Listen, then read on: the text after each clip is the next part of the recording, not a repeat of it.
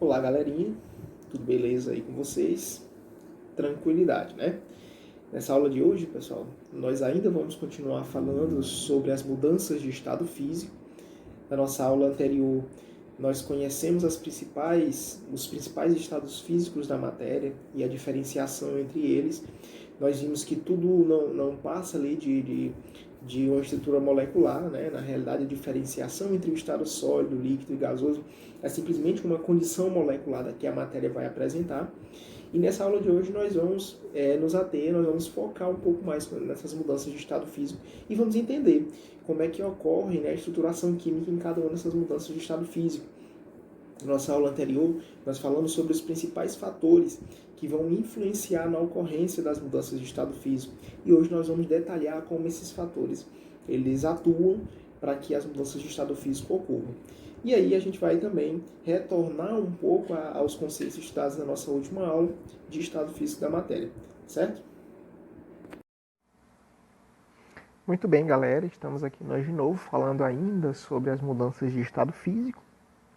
Na nossa última aula, nós vimos aí quais são os principais estados físicos que compõem a matéria e nós vimos que esses estados físicos eles se alteram de acordo com a variação de alguns fatores.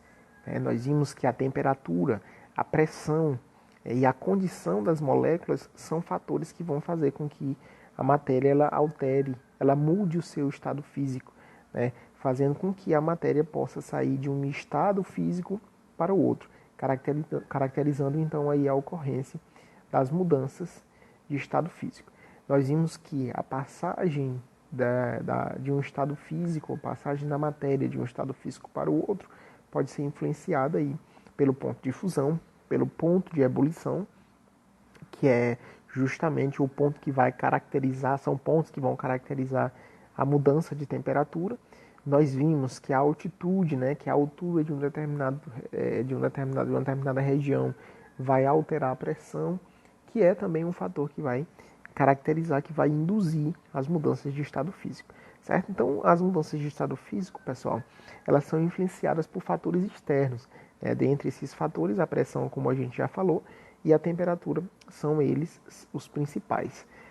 A água, que é o principal elemento na natureza, que a gente observa, né, essa passagem, essa mudança de estado físico, é o principal exemplo. Essas mudanças de estado, de um estado físico para o outro, elas vão receber denominações específicas. E é isso que a gente vê agora, né? É isso que a gente vai conhecer agora. Quais são essas mudanças? Nós vimos que as principais mudanças de estado físico, elas podem ocorrer por transformações endotérmicas ou exotérmicas. Nós vimos que as transformações endotérmicas são aquelas que ocorrem quando a matéria absorve calor, fazendo com que então ela modifique a sua temperatura e mude de estado físico. E que as mudanças ou ocorrências exotérmicas vão ocorrer, óbvio, por transformações, onde vai ocorrer a liberação, a perda de calor, fazendo com que então a matéria se resfrie, né, se torne mais fria e caracterize então a mudança de estado físico. As principais mudanças de estado físico são a fusão, a vaporização, solidificação e a liquefação. Além delas, nós temos também a sublimação. Essas aí são as principais mudanças de estado físico. A fusão. A fusão vai ocorrer, pessoal, quando a matéria presente no estado sólido passe do estado sólido para o estado líquido. A água, por exemplo, se você retira a água do congelador, os blocos de gelo de um congelador, por exemplo, e coloca ele em temperatura ambiente, a tendência é que essa água que está no estado sólido passe para o estado líquido. O que é que vai ocorrer ali? Vai ocorrer um aumento de temperatura. Essa elevação da temperatura vai fazer com que as moléculas que estão de água, que estão no estado sólido, estão bastante agregadas, se distanciem um pouco, que elas fiquem levemente separadas. Ao ficarem levemente separadas, você tem então aí a matéria mudando de condição, passando do estado sólido para o estado líquido. Essa mudança de estado do estado sólido para o estado líquido nós conhecemos como fusão. A vaporização, né, que é uma das mais comuns, uma das mais observadas no nosso dia a dia, né? A vaporização ela ocorre quando a matéria passa do estado líquido para o estado de vapor. Essa mudança do estado líquido para o estado de vapor ocorre por uma alteração na temperatura e por uma alteração principalmente na pressão, né, caracterizando então a mudança de estado físico. Imagine que você pegue lá um copo de água, coloque em uma panela no fogo e essa panela, essa água ao ferver, ela passe do estado líquido para o estado de gás, estado gasoso, estado de vapor. Esse processo aí, essa mudança de estado físico, nós denominamos vaporização. É uma das mais comuns, ela é responsável pela ocorrência das chuvas, né? Ela é responsável aí por diversos processos que nós realizamos no nosso dia a dia. A secagem de uma roupa, por exemplo, no varal, ocorre por vaporização. O processo de formação das nuvens ocorre por vaporização, e por aí vai. A condensação, pessoal, ela é contrária à vaporização. É uma mudança caracterizada pela saída da matéria no estado gasoso, no estado de vapor, para o estado líquido. É o que acontece, por exemplo, com os aparelhos de ar-condicionado, né? O aparelho de ar-condicionado, ele retira o vapor de água presente na atmosfera, no ambiente do estado gasoso e ele converte ele para o estado líquido, porque ele realiza um resfriamento dessas unidades gasosas, né?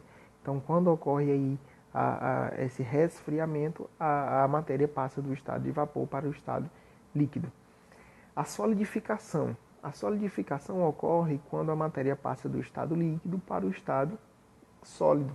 E essa passagem aí que ocorre de forma gradual, né, faz com que as moléculas que estão presentes na matéria no estado líquido se agreguem, se unam, né, fazendo com que então elas conformem nessa nova conformação, caracterizem-se no estado sólido. Esse processo a gente chama de solidificação. E por último nós temos aí a sublimação. A sublimação ela ocorre tanto quanto da passagem do estado sólido para o estado de vapor, quanto do estado de vapor, do estado gasoso, né, para o estado sólido. Então ela é de ida ou de volta. Esse processo nós conhecemos como sublimação. Ocorre também na natureza de forma muito comum em ambientes bastante frios, como o Polo Norte e o Polo Sul, são comuns de ocorrer aí esse processo. As mudanças, pessoal, de estado físico da matéria, nós vimos isso na nossa última aula, elas ocorrem por uma variação no seu ponto de fusão e no seu ponto de ebulição, né? Nós vimos que o ponto de fusão é justamente caracterizado por uma queda de temperatura, chegando aí a valores próximos de 0 grau, e o ponto de ebulição, quando se trata de água, da água, né, a gente tem aí um aumento de temperatura, fazendo com que ele chegue aí até, com que a água chegue até 100 graus. Tudo isso aí a gente viu na nossa última aula.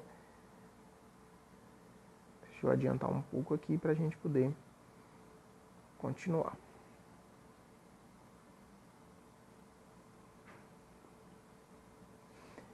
Influência da pressão. Aqui a gente vai falar da influência da pressão nas mudanças de estado físico, né? Nós vimos que a pressão e a temperatura são os dois principais fatores responsáveis pela ocorrência da mudança de estado físico. A pressão e a temperatura, elas são grandezas, pessoal, diretamente proporcionais. O que quer dizer isso? É que quando um aumenta, a outra também aumenta. Então, quanto maior a pressão e quanto maior for a temperatura, né, maior será a ocorrência aí de mudanças de estado físico.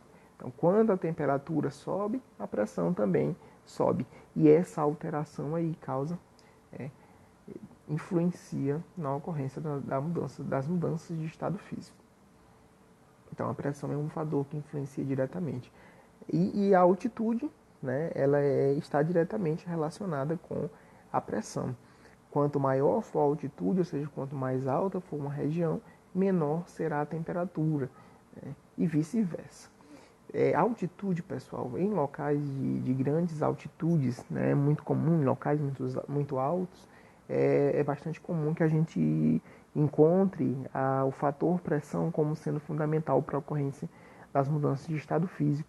Nós vimos em aulas anteriores, em conteúdos anteriores, que regiões muito altas são regiões de grande pressão, ocorre uma grande variação nos estados físicos da matéria. Isso por uma influência do fator pressão, assim como o fator temperatura. E a temperatura e a pressão, elas estão diretamente relacionadas com a influência da altitude, né? Quanto mais alta for uma região, maior será a pressão, e aí é uma tendência que essa temperatura também diminua, induzindo aí a alterações nos estados físicos da matéria. Aqui a gente tem um diagrama de fases, né, que mostra aí os estados físicos da matéria sendo influenciados pela pressão e pela temperatura. O que a gente consegue observar aqui? Que com o aumento da pressão, a gente tem as variações aí, né, de estado físico da matéria. E aí a gente tem uma influência também em temperatura. A gente tem aqui o fator pressão pelo fator temperatura e a ocorrência desses dois, a influência desses dois nas mudanças de estado físico. Se a gente for observar, os estados sólido e líquido, eles se sobressaem aí em grandes pressões. Já o estado de vapor, né, que é o estado gasoso, ele é mais comum com elevações de temperatura. Então aqui a gente tem a influência aí desses fatores.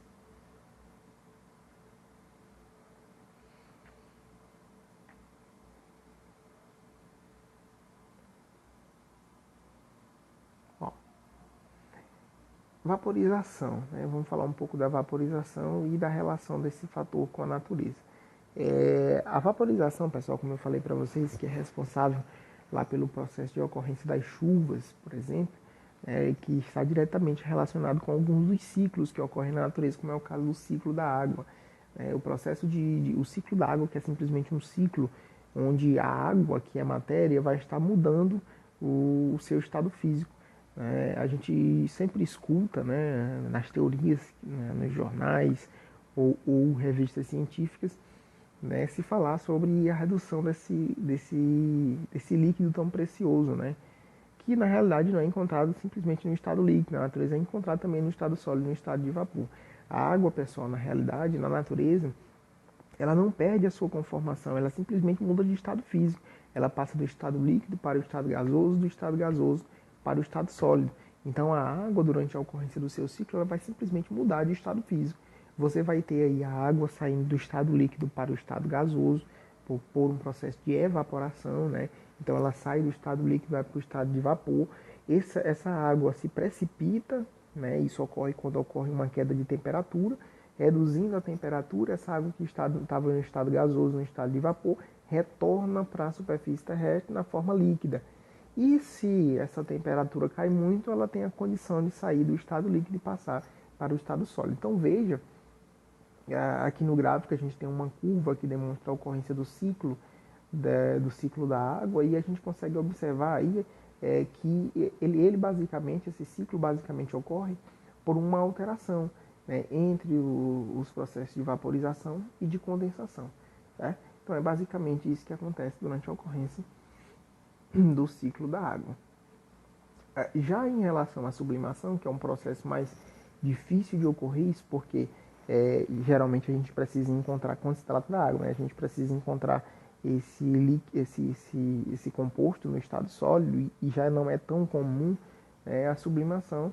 Curva de sublimação ela já é mais observada em locais aí extremos, onde a temperatura é bem baixa. Nesses locais você não vai ter, devido a uma temperatura muito baixa, você não vai ter a passagem da água para o estado líquido. Ela sai do estado sólido direto para o estado de vapor, e do estado de vapor ela retorna para o estado sólido. Isso ocorre por conta de uma alteração de temperatura e de uma variação de pressão, né, muito elevada. Certo? Então, pessoal, era isso em relação às mudanças de estado físico.